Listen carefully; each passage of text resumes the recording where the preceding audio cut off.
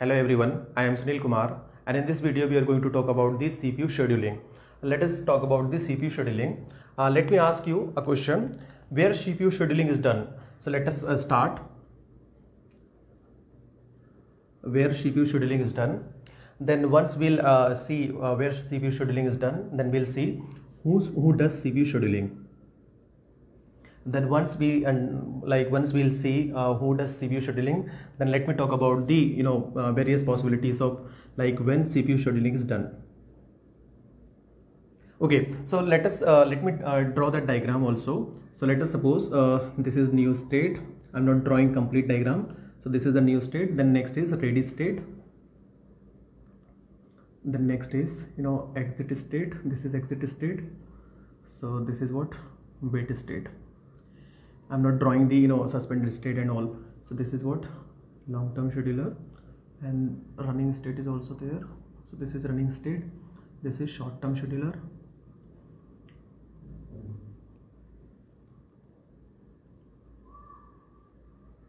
So this is the incomplete diagram actually, but we'll understand. See, our first question is where CPU scheduling is done.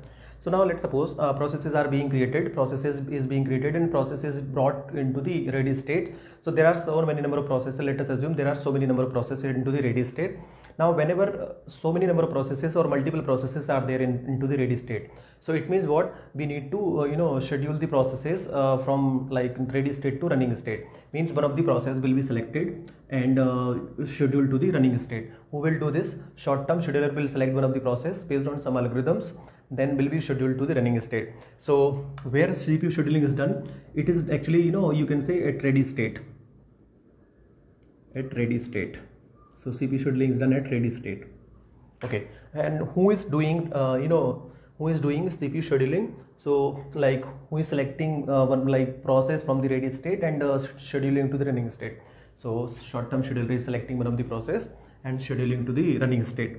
So CPU scheduler or short-term scheduler, or you can say CPU scheduler. Okay, now let me talk about when CPU scheduling will be done. What are the possibilities? So let's suppose one process is created, let's say P1. Then that process will be, if it is created, then that process definitely will be brought into the ready state. So let's suppose that process is brought into the ready state. Now it means what? When process is created into new state, if process goes to ready state from new state, process goes to ready state from new state, then there is a possibility CPU scheduling will be done. CPU scheduling will be done. There is a possibility. If process goes from new state to ready state, then there are chances CPU scheduling will be done. But it is not necessary. If process is a process is being created, then we are bringing that process from new state to ready state. Then definitely CPU scheduling will be done. It is not necessary, or it is not you can say compulsory. But there are chances. Process is creating, then process is bringing from new state to ready state. It means what? This process is brought into the ready state for execution purpose. So definitely scheduling will be done, but at what time it will be done, it is not decided actually. Okay, so now one possibility. Now let me talk about the next possibility. Let's suppose one of the process is selected from this ready state and is selected scheduled to the, let's suppose, running state. So let us assume the process is known as P1. Now after completion of completion of CPU time, let's suppose that process is going to the exit state, or it is going to it is going for completion state, or you can say exit state. Means no process is running onto the running state. No process is being running onto the running state. This running state is, you can say, ideal or now. So no process is running. Now then again CPU scheduling will come into the picture, because at least one process can run. No, not at least, means at most one process can run onto the running state.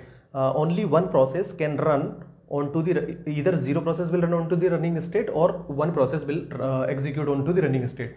So now again, if it is empty or no process is being run, then we can schedule from one process from the ready state to the running state. So then what we can say, running to, if process goes to running to exit state, then there are chances you can say CPU scheduling will be done, because this is going to be empty. Now there are another possibility. What is the another possibility? Let's suppose P1 is not going for a completion state or exit state. P1 is going for, after completion of CPU time, P1 is going for input output time. Then again this state, execution state, becomes ideal. So now one process can run onto this execution state, then again CPU scheduling will come into the picture. So one process will be selected by the short term scheduler and will be scheduled to the running state. So when this is the another possibility, running to, if process is moving from running state to wait state, then another possibility. Now let me give you one more possibility. When, let's suppose, if higher priority process comes into the ready state, and let's suppose if one process is running onto the one process is running onto the running state, which is P3 is running onto the running state, and another process comes into the ready state which is having highest priority, then P3 will be preempted. That time, so P3 is came into the again ready queue, and this running state has become again like ideal or free. Then you can schedule another process which is having highest priority. Then if process comes from running to ready state, then there is a chances so you can say CPU scheduling will happen. So running to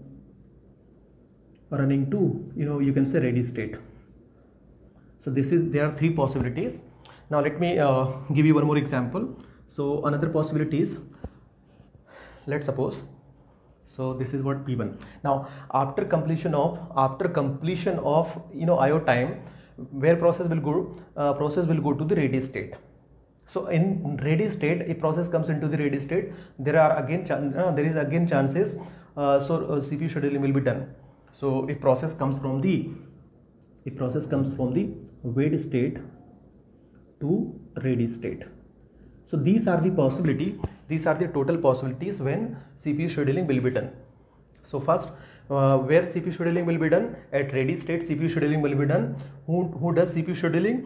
Short term scheduler, or you can say CPU scheduler, both are same. Now when CPU scheduling will be done, in case number one, if process moves from new state to ready state, there are chances CPU scheduling will be done. Second, in second category, there are three possibilities. If process moves from running state to exit state, then CPU becomes ideal, so we can schedule another process. Now second possibility is running to wait state. If process wants to complete the input output time, then again CPU will become ideal, so another process comes on to the running state. Now third possibility is what? If process is moving from running to ready state, that is called the preemption. This is the preemption case. Preemption case means what? Again this running state becomes ideal, then another process can execute onto the CPU. So this is the possibility third. Now let me explain third case. Now if process moves from wait state to ready state, again CPU scheduling will be done. Okay, so these are the total possibilities. Now let me talk about what is the actual goal, or what is the goal of CPU scheduling. Goal of CPU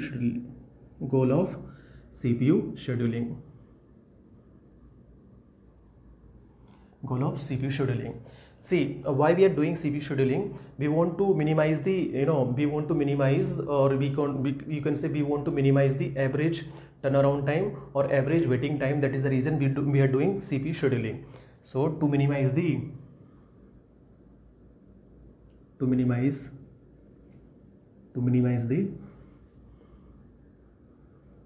average waiting time and average turnaround time. That is the reason this is the goal of the CPU scheduling, to minimize the average waiting time and average turnaround time. Okay, so now what are the types of scheduling are possible? So what are the types of scheduling? So first is FCFS. Second is shortest job first. In this case there are two possibilities. One is SJF, which works on non-preemption mode. I'll explain what is non-preemption and all with examples, don't worry. So this is preemption. One category is preemption. If it is case of preemption, then this algorithm is called as SRTF, shortest remaining time first. Now So one SJF is divided into two category. If it works on non-preemption mode, then this is called as SJF. If it works on SR, like if it is in the like preemption case, then it is going to be it is called SRTF, shortest remaining time first. Then third is going to be round robin. What is round robin? Round robin works only on preemption mode. Preemption mode. Now see, FCFS also works on non-preemption mode. Non-preemption.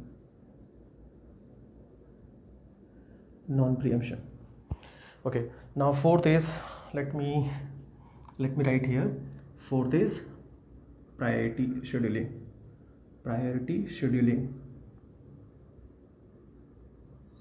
In priority scheduling, there are two possibilities. It could be, it can like mode could be either you can say non-preemptive, and it can also be preempted. Preemption mode. So mode could be either non-preemption or it could be preemption. Then next is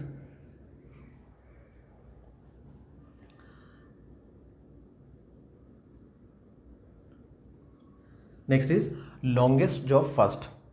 So it also works on two parameters. It could be either non-preemptive mode. Let me write non-preemptive for NP, non-preemptive, and it could be preemptive. So if it is non-preemptive mode, then it is called longest job first, or if it is then it is going to be LRTF. We'll see one by one what is longest job first and LRTF, longest remaining time first. So next is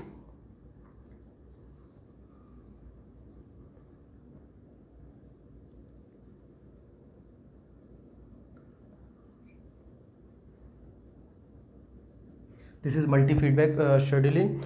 Then next is, you can say, multi-level queue scheduling.